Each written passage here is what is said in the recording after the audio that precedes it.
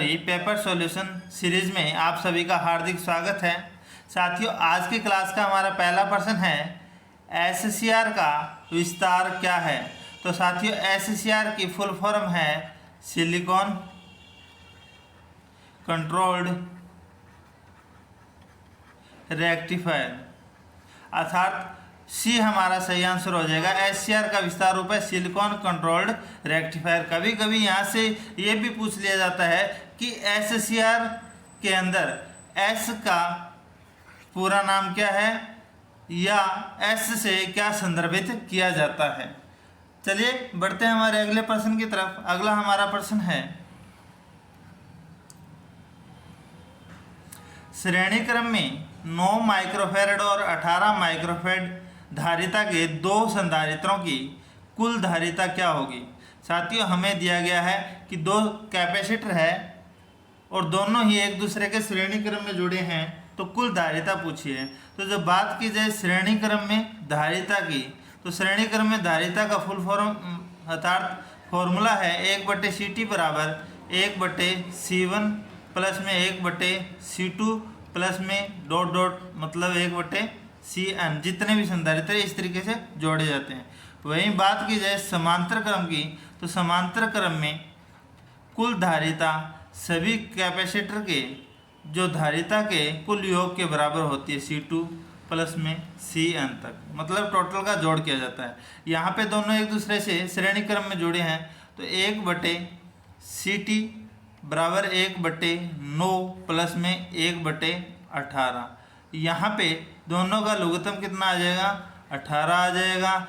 9 दूए 18 प्लस में 18 एकम 18, तो आ गया हमारे पास 1/CT बराबर 3/18 अर्थात 1/6। तो हम बात करेंगे CT का मान निकालेंगे अर्थात धारिता। पहले थी 1/CT, तो जो हमारे पास संख्या है वो उल्टी हो जाएगी 6/1 अर्थात कुल धारिता का मान कितना गया 6, और आगे हमारे पास 6 माइक्रोफैरड। ए हमारा सही आंसर हो जाएगा। इस तरीके से हम इस क्वेश्चन को कर सकते हैं। चलिए बढ़ते हैं हमारे अगले प्रश्न की तरफ।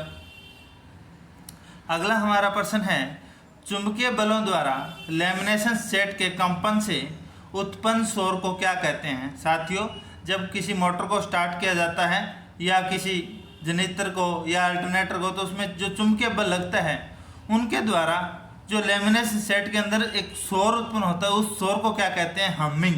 क्या कहते हैं, हमिंग शोर, या फिर उसे हम शोर के नाम से भी जाना जाता है। तो सी हमारा सही आंसर हो जाएगा। अगला हमारा प्रश्न है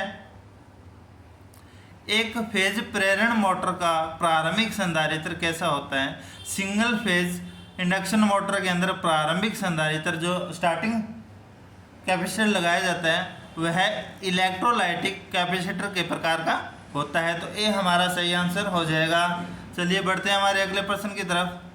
अगला हमारा प्रश्न है सिंगल फेज प्रेरण मोटर का शाफ्ट किसका बना होता है। तो साथियों, ये मोटर का जो शाफ्ट होता है वो किसका बना होता है, कार्बन स्टील। किसका, कार्बन स्टील या कार्बन इस्पात। तो बी हमारा सही आंसर हो जाएगा। चलिए बढ़ते हैं हमारे अगले प्रश्न की तरफ। अगला हमारा प्रश्न है साथियों एक 3 फेज 440 वोल्ट 50 हर्ट्ज प्रेरण मोटर में 6% स्लिप है, रोटर विद्युत धारा की आवृत्ति क्या होगी। तो साथियों, एक मोटर के अंदर दो आवृत्ति होती है। पहले को कहा जाता है एफ जो कि मतलब सप्लाई आवृत्ति, और दूसरे को कहा जाता है FR अर्थात रोटर फ्रीक्वेंसी। तो यहाँ पे रोटर फ्रीक्वेंसी निकालने का फॉर्मूला क्या है, स्लिप जितनी है उतनी स्लिप गुणा में आवृत्ति। तो यहाँ पे स्लिप का मान कितना दे रखा है, 6% है, गुणा में आवृत्ति कितनी है 50। तो यहाँ पे प्रतिशत हटा देंगे तो हमारे पास 6/100 आ जाएंगे, गुणा में 50। तो 50 दुए 2 तिये 6, तो हमारे पास 3 हर्ट्ज क्या आ जाएगी, रोटर आवृत्ति आ जाएगी। बी हमारा सही आंसर हो जाएगा। साथियों, रोटर फ्रीक्वेंसी निकालने का फॉर्मूला है स्लिप गुणा के अंदर जी आपको जितनी फ्रीक्वेंसी स्टेटर पे मिल रही है उतनी। अगला हमारा प्रश्न है कार्बन आर्क लैंप का उपयोग आमतौर पर कहाँ किया जाता है? तो साथियों, कार्बन आर्क लैंप का उपयोग सिनेमा का जो प्रोजेक्टर होता है वहाँ पे इस लैंप का उपयोग किया जाता है। किसका उपयोग? कार्बन आर्क लैंप का उपयोग सिनेमा प्रोजेक्ट के अंदर किया जाता है। चलिए बढ़ते हैं हमारे अगले प्रश्न की तरफ। अगला हमारा प्रश्न है, धुएं के कारण वायु प्रदूषण को कम करने के लिए विद्युत संयंत्रों में स्थापित उपकरण कौन सा है? तो साथियों, जो हमारे पास विद्युत संयंत्र है अर्थात वायु प्रदूषण को कम करने के लिए जो बड़े उद्योग हैं, उद्योगों में धुएं का जो मुख्य कारण होता है, धुएं को कम करने के लिए इलेक्ट्रोलाइसिस अर्थात विद्युत अपघट्य प्रेसिपिटेटर का उपयोग किया जाता है। तो सी हमारा सही आंसर हो जाएगा। अगला हमारा प्रश्न है, आमतौर पर विद्युत बल्ब में भरी जाने वाली गैस कौन सी है? तो साथियों, यहाँ पे सबसे ज़्यादा विद्युत बल्ब में जो गैस भरी जाती है वो कौन सी गैस होती है? नाइट्रोजन, जिसे N से दर्शाया जाता है। तो इसी हमारा सही आंसर हो जाएगा। अगला हमारा प्रश्न है, उच्च वोल्टेज HRC कार्ट्रिज प्रकार के फ्यूज का उपयोग कब किया जाता है? तो साथियों, HRC फ्यूज का अर्थ है हाई रैपेचिंग कैपेसिटी फ्यूज, जो कि 33 केवी तक उपयोग किए जाते हैं। कितने केवी तक? 33 केवी तक उपयोग किए जाते हैं। तो अगला हमारा प्रश्न है,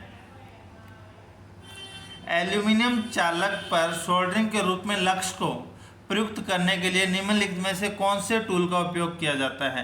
तो साथियों, जो आपके एल्यूमिनियम के तार है उनके एक सिरे पर लग्स का उपयोग किया जाता है। उन लग्स को फिट करने के लिए तार के अंदर एक जो हमारे पास औजार का उपयोग किया जाता है, वो औजार क्या है? क्रिम्पिंग टूल होता है। वह जो आगे अपने पास लक्स होता है, लक्स के मुँह को चपटा बना देता है और वह तार के साथ जो संबंध है उसका वह टाइट हो जाता है।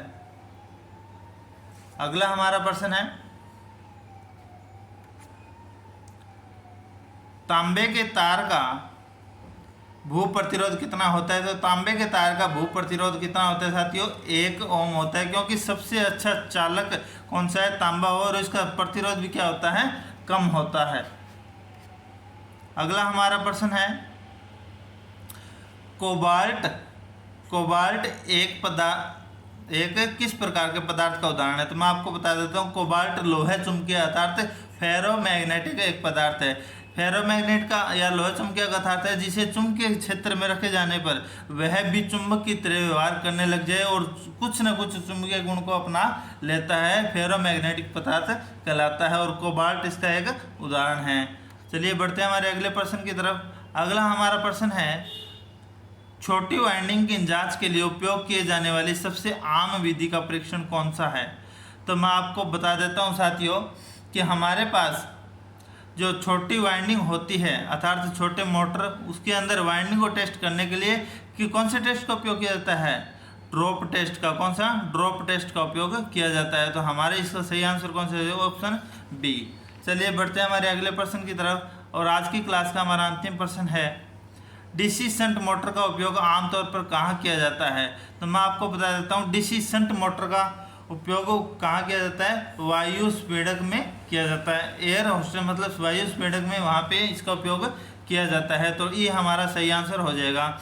साथियों, आज की क्लास में हमने इलेक्ट्रिशियन थ्योरी के 15 महत्वपूर्ण प्रश्न पढ़े हैं जो कि परीक्षा की दृष्टि से महत्वपूर्ण होने वाले हैं। तो अगर आपको मेरी वीडियो पसंद आए तो मेरी वीडियो को लाइक और शेयर जरूर करें। आज के लिए इतना ही, धन्यवाद।